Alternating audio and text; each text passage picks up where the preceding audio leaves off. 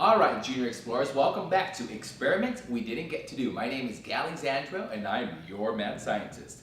Today we're discussing the science of magic.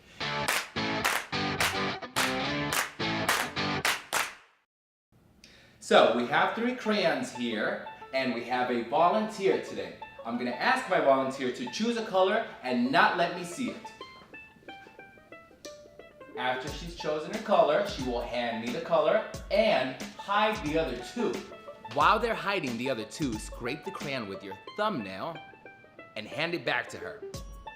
Now, turn around, place your hand on their forehead, read the color that you've scratched, and read what you saw. I see blue. Wasn't that cool?